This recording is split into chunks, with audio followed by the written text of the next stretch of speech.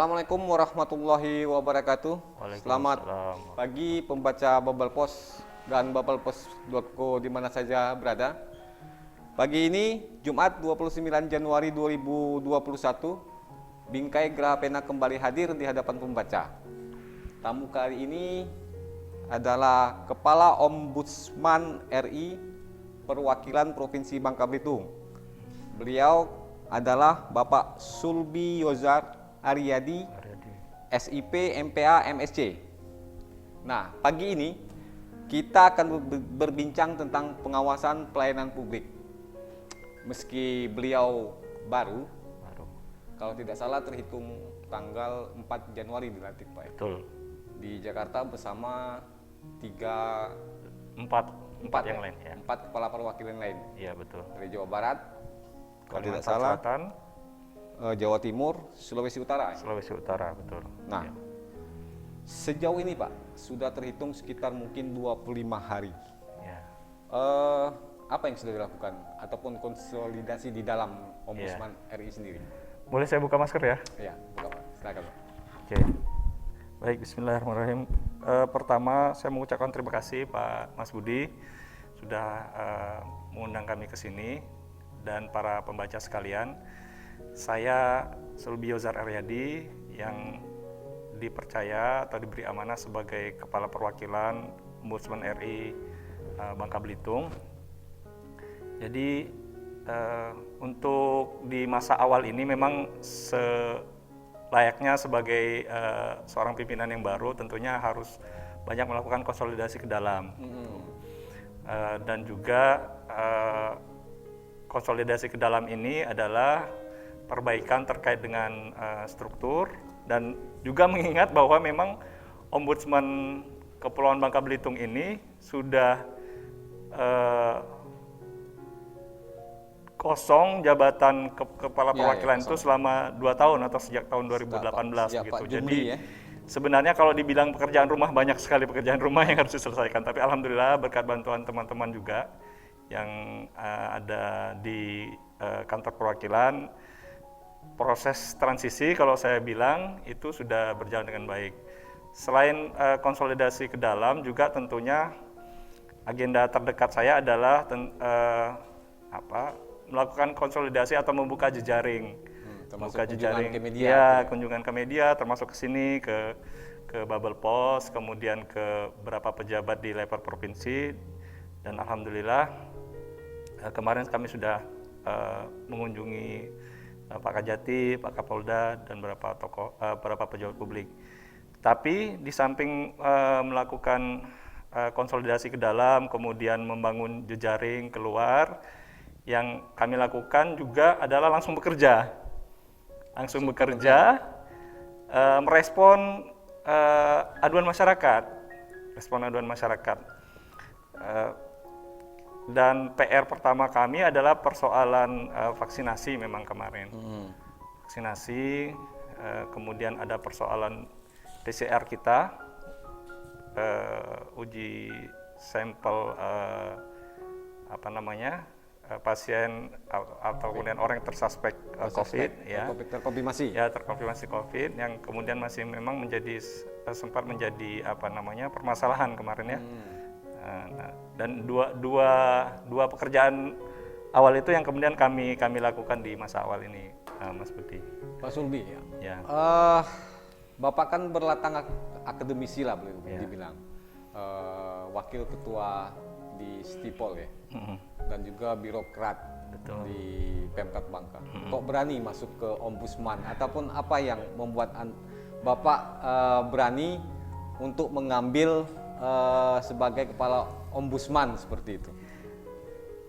Ya, jawaban saya kenapa harus takut gitu kan. Saya nggak tahu kalau kemudian pertanyaan itu diarahkan kepada misalnya soal apakah kemudian latar belakang ini akan mempengaruhi persoalan integritas dan seterusnya, saya kira enggak ya. Jadi menurut saya profesi itu tidak akan mempengaruhi integritas seseorang, bahwa ASN itu pasti kemudian integritasnya tidak baik, dan demikian pula sebaliknya begitu. Ya, betul. Dan saya kira apa yang saya rasakan selama beberapa pekan ini adalah hal yang luar biasa begitu kan. Di luar apa yang saya bayangkan tentang ombudsman. Contoh kecil saja, Mas Budi ya. Pekan kemarin itu ada seorang orang warga desa Sempan di Kecamatan Pemali, Kabupaten Bangka sana. Betul. Itu kesulitan soal data BPJS-nya, data BPJS orang tuanya, ya. Kemudian dia menelpon kami, begitu kan? Dia menelpon kami. Orang ini tidak mampu begitu. Kalau BPJS-nya ini bermasalah, maka dia harus membayar sekian juta rupiah untuk rawat inapnya. Dan kemudian karena di ombudsman ini ada namanya mekanisme respon cepat ombudsman, jadi waktu itu kami langsung turunkan tim, datang ke BPJS, kemudian untuk menyelesaikan isu permasalahan orang ini tadi gitu. Dan alhamdulillah permasalahannya langsung selesai begitu. Terselesaikan. Nah, ini kesan mendalam bagi saya yang sangat luar biasa gitu. Bahwa memang ternyata posisi saya di ombudsman ini punya manfaat gitu, yang real kepada masyarakat. Artinya gitu kan. dengan bisa membantu orang lain, Ya, itu adalah kepuasan yang tidak bisa dinilai. Kepuasan itu yang diinginkan. Ya. Masuk ke ombudsman. Salah satunya begitu. Ya. Terus ke depan, Pak, mungkin kan ini kan masa pandemi ya. Masa pandemi lah. Semua bergerak terbatas. Kira-kira apa yang akan dilakukan oleh ombudsman di masa pandemi ini? Mungkin di bidang pencegahan ataupun sosialisasi. Apa yang akan dilakukan oleh ombudsman? Kita tetap berkomitmen untuk melaksanakan tugas pengawasan dalam hal menerima pengaduan masyarakat, hanya saja mungkin instrumen saja yang berbeda, sebagaimana yang juga dilakukan oleh banyak pihak lainnya. Ada yang namanya konsultasi atau pelayanan pengaduan secara daring, secara online. Sudah ada secara daring sekarang? Sudah ada secara daring, kita akan launching pekan depan. Ya, akan launching pekan depan. Itu lewat Zoom. Zoom Lewat atau Zoom. pengaduannya? Ya, konsultasi secara daring. Jadi kita ini ada yang namanya konsultasi. Yap. Ada yang namanya laporan. Laporan. Jadi tidak harus kemudian masyarakat itu punya isu yang spesifik yang mau dia adukan, tapi kemudian kalau dia hanya mau sekedar tanya-tanya, konsultasi tentang permasalahan maladministrasi, kami juga membuka kesempatan bagi masyarakat untuk melakukan itu gitu. Itu Ya. sudah dicoba belum? Pekan depan ya kita akan meluncurkan untuk kegiatan ini gitu. Ya tentunya kita juga yang kita lakukan juga membatasi jam konsultasi tatap muka begitu. Untuk menghindari penularan ya. Ya, selama ini kita juga sudah melakukan menggunakan instrumen seperti telepon atau sosial media sebagai sarana komunikasi kita kepada masyarakat pengguna layanan publik itu. Ya. Terhitung 25 hari sudah bekerja. Sampai 20 Januari inilah kita hitung. Sudah berapa banyak laporan yang masuk? Sampai saat ini sudah ada 25. Satu hari satu artinya kalau dihitung rata-rata. Rata-rata Karena kan seperti 25, itu. Ya saya lihat Januari itu terhitung mulai efektif pelantikan tanggal 4 sampai. Ya, bisa jadi satu hari ada 2 seperti itu bisa. Bisa. Ya, kita bisa. pukul rata jadi satu hari 25. Itu yang paling banyak persoalan. Yang paling banyak tentunya adalah persoalan yang berkaitan dengan pemerintah daerah sebenarnya. Ya. Karena saya kira wajar karena Wajar, ya. pemerintah daerah kan ya kita ada di daerah begitu. Dan kami melihat bahwa angka ini, tren ini berbeda dengan tren 2020 ya di Januari. Januari kita bulan yang masih sama. Biasanya Januari itu kita masih agak santai lah sedikit kata teman-teman lama ini ya. Jadi tapi kalau di 2021 ini ada sedikit kenaikan begitu. Ya mudah-mudahan ini indikasi bahwa masyarakat ini semakin percaya dengan ombudsman begitu kan, semakin kenal dan kemudian dia semakin percaya juga dengan ombudsman begitu. Kalau di 2020 Pak, itu punya data nggak Bapak? 2020 ada sekitar belasan saya kira ya. Belasan laporan? Belasan laporan saja. Penyelesaiannya? Berapa Penyelesaiannya kalau kami untuk tahun 2020 tadi yang ditanyakan tadi yang belasan itu yang Januari ya, saya sebut tadi ya. Selama tahun 2020. Selama tahun 2020. Selama tahun 2020 itu ada sekitar 700 700 laporan masuk dengan SDM sebanyak 10 orang untuk Kepulauan Bangka Belitung ini. Ya. Jadi di SDM yang ada di Ombudsman 10 orang, 10 orang asisten. Menyelesaikan 700 700. laporan ataupun aduan masyarakat. Betul. Bagaimana mereka bekerja? Ya, alhamdulillah kawan-kawan ini luar biasa semua. Dan mereka ini SDM pilihan sebenarnya untuk kerja-kerja seperti ini gitu. Dan alhamdulillah 85% selesai semua begitu. Selesai semua. Ya, memang kan ada sifat laporan itu hanya konsultasi begitu, Pak. Ada kemudian yang kita hanya cukup koordinasi informal dengan pihak yang diadukan atau dilaporkan gitu. Sehingga ya hampir sebagian besar bisa kita selesaikan. Di Ombudsman itu ada yang kita kategorikan sebagai laporan ringan, sedang dan berat. Nah, Yang paling banyak? yang paling banyak itu adalah di kategori sedang dan ringan tentunya Sedang yang dan harus kita selesaikan. Nah, berat ini yang kadang kita harus butuh waktu lebih lama lagi untuk menyelesaikan sampai kita di SOP kita itu 180 hari. 180 hari untuk menyelesaikan laporan berat. 180 hari kerja ya? 180 hari kerja. Yang kita kategorikan sebagai laporan berat itu adalah kasus atau laporan yang pertama dia melibatkan banyak institusi. Kemudian dia terkait dengan aturan yang banyak juga, jadi tumpang tindih. Misalnya kalau yang umum kita hadapi itu biasanya terkait dengan lingkungan hidup, itu biasanya kasus yang agak cukup kita anggap berat gitu, karena memang biasanya aturannya yang berkaitan dengan itu sangat banyak gitu. Ya. Nah, itu tahun 2000, kita berkisar tahun 2020 kemarin, Pak. Nah, prediksi kita di tahun 2021, apakah akan sama dengan bukan berandai-andai ya, bukan berandai-andai di tahun 2021, apakah persoalannya akan sama dengan persoalan di 2020 di 2021 nanti? Kami punya istilah yang namanya 5 besar. 5 besar. 5 besar kasus yang biasanya masuk begitu laporan bidang itu.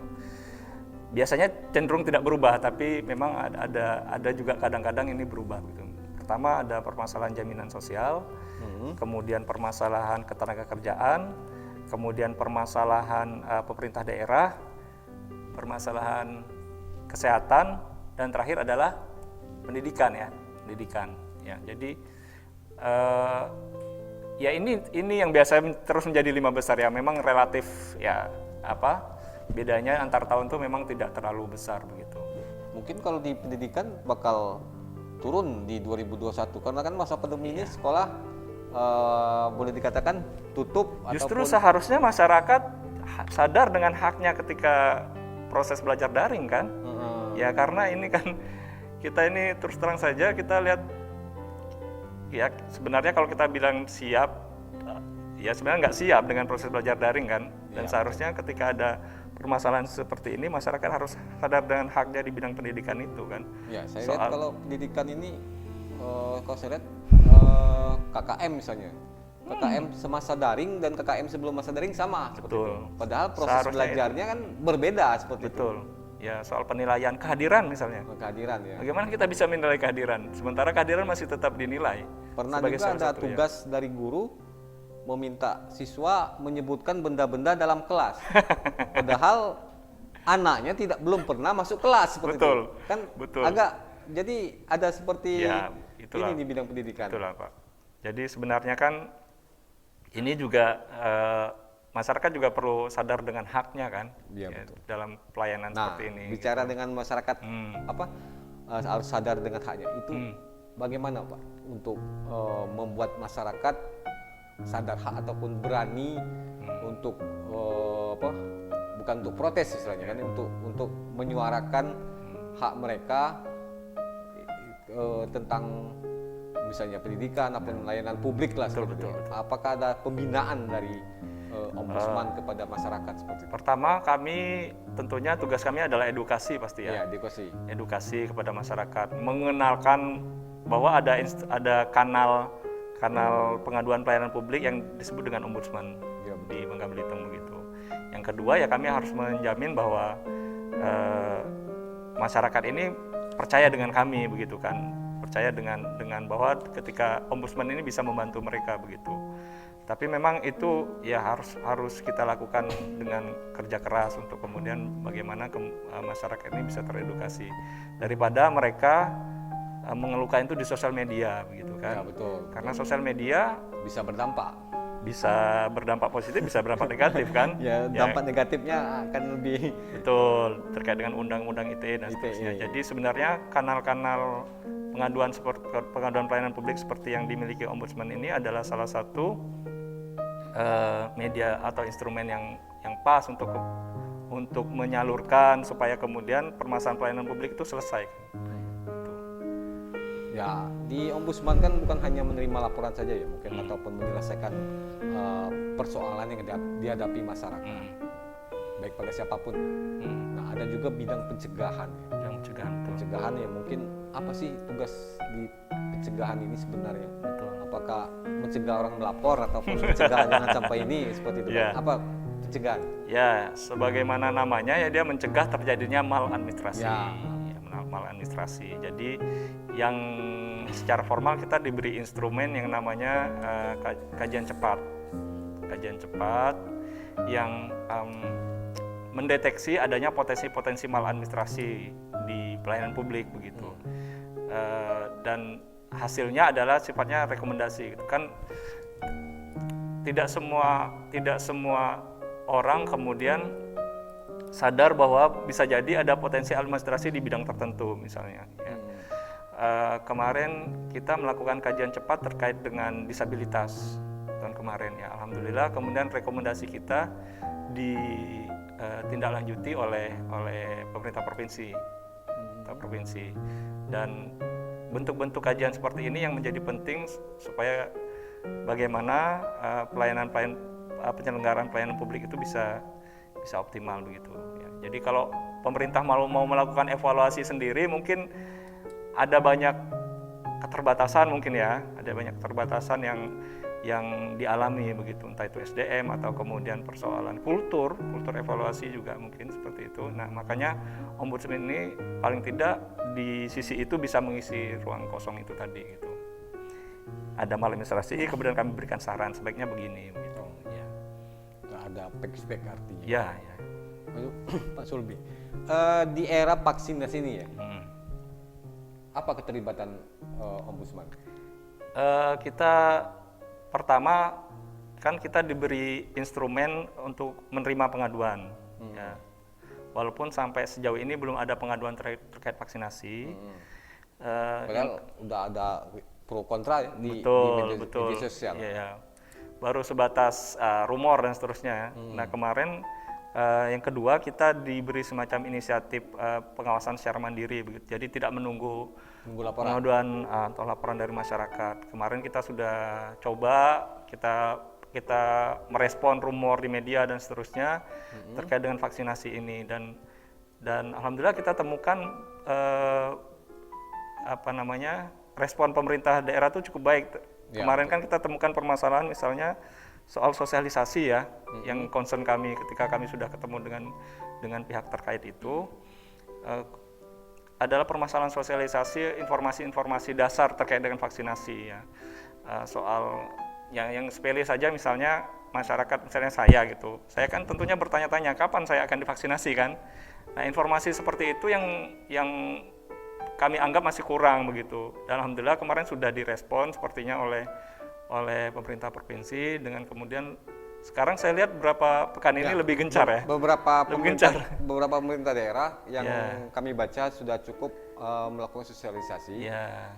Bahkan sampai ke tingkat kecamatan ya. Mengundang beberapa kades untuk sosialisasi. Ya. Nah, ini sebuah sambutan kegembiraan ya bagi Ombudsman bahwa bagi kami alhamdulillah sudah direspon seperti itu sudah cukup baik. Karena memang gini, Pak. Kami ini bukan lembaga pemberi sanksi. Bukan polisi ya? Bukan polisi, tidak juga punya kekuatan beri sanksi. Kami ini hanya punya kekuatan untuk memberikan pengaruh. Kalau istilah jargon kami itu ada lembaga pemberi pengaruh. Ada adegium seperti itu gitu. Jadi memang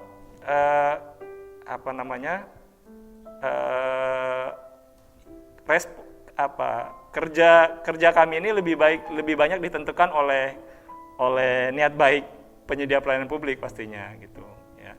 Dan juga kesungguhan mereka untuk merespon apa yang kemudian kami sarankan gitu.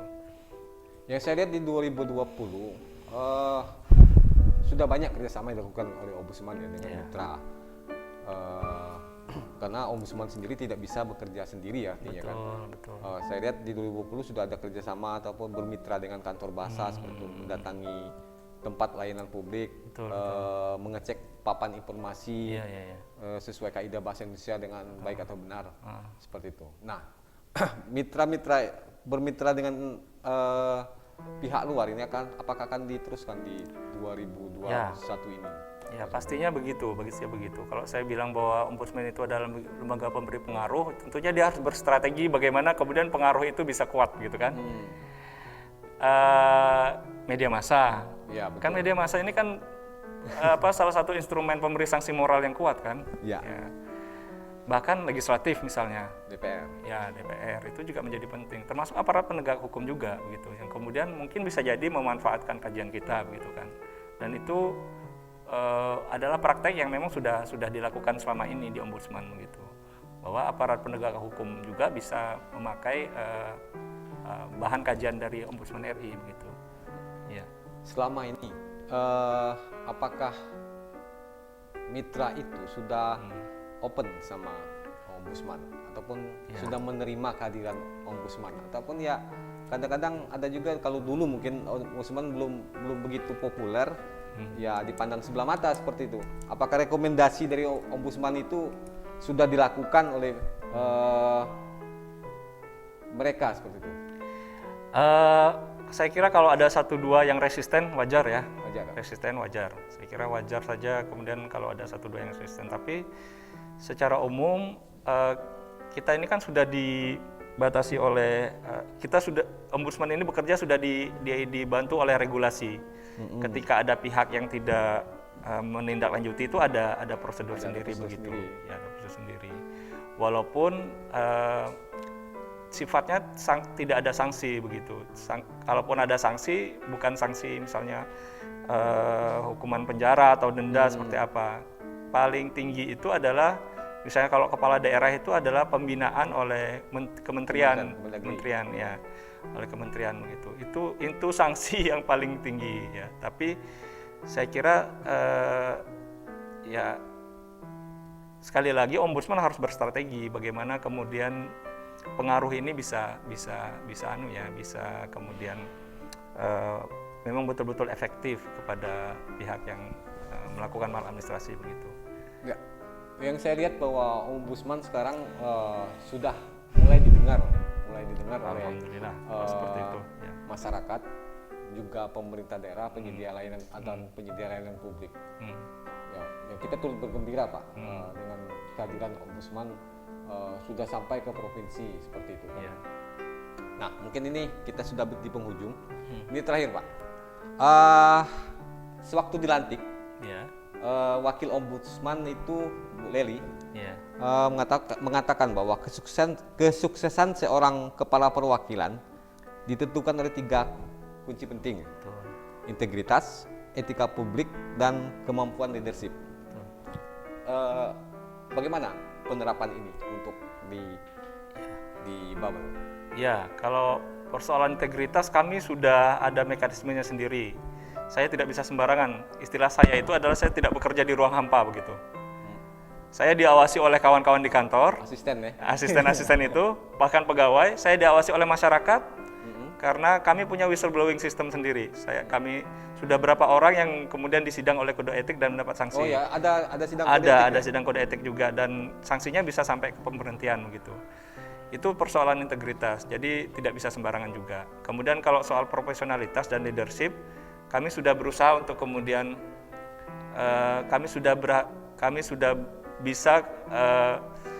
kami berusaha untuk kemudian membangun kemitraan dengan pihak luar, dengan pemangku kepentingan terkait, supaya kemudian bagaimana Ombudsman ini bisa optimal dalam melakukan kerjanya, ya, termasuk dengan pemerintah daerah sendiri, dengan instansi vertikal, dengan perguruan tinggi dan seterusnya. Gitu. Ya. Mungkin sebagai penutup Pak, Ya. harapan untuk penyedia pelayanan publik dan Iya. untuk masyarakat sebagai pengguna layanan publik? Untuk penyedia pelayanan publik, ya saya hanya sifatnya seruan moral saja bahwa kita ini digaji oleh negara itu ya harus dipertanggungjawabkan gitu kan. Suatu saat nanti entah di sini entah kapan begitu nanti. Kalau kita masih punya hati nurani begitu kan. Hati nurani. Ya, hati nurani. Jadi sungguh-sungguhlah kemudian untuk menggunakan jabatan itu begitu. Itu yang pertama. Termasuk ke diri saya sebenarnya itu kan. Bahwa kemudian keberadaan saya di sini juga harus dipertanggungjawabkan begitu. Kemudian untuk masyarakat ya kenali hak kita dan kenali kewajiban kita sekaligus begitu. Kenali hak kita sebagai seorang orang yang kemudian menggunakan layanan publik, tapi juga kita harus tahu kewajiban kita. Hak dan kewajiban. Hak dan kewajiban penggunaan pelayanan publik itu harus kemudian diseimbangkan begitu. Ya, jadi jangan hanya mengedepankan haknya, lupa dengan kewajibannya begitu kan. Ya, betul. Betul. Ya, seperti Baik, itu kira-kira. terima kasih Pak Terima kasih. Sulbi atas Terima kasih, perbincangan hari ini. Ya. Semoga layanan publik kita semakin baik dan pengguna layanan publik tahu hak dan kewajiban sebagai warga negara. Demikian pemirsa perbincangan kita dengan Kepala Ombudsman. Kita berharap Ombudsman dapat berkiprah secara hebat dalam memberikan pelayanan terbaik kepada masyarakat. Kita juga berdoa agar Ombudsman dapat menjalankan tugas dengan baik dan riang gembira. Kami tak bosan menyampaikan ingat pesan Ibu untuk menerapkan 3M, memakai masker, mencuci tangan, dan menjaga jarak. Hal inilah yang dinilai menjadi penting untuk mencegah terjadinya penularan COVID-19. Salam tangguh dan sehat selalu. Wassalamualaikum warahmatullahi wabarakatuh. Waalaikumsalam warahmatullahi wabarakatuh.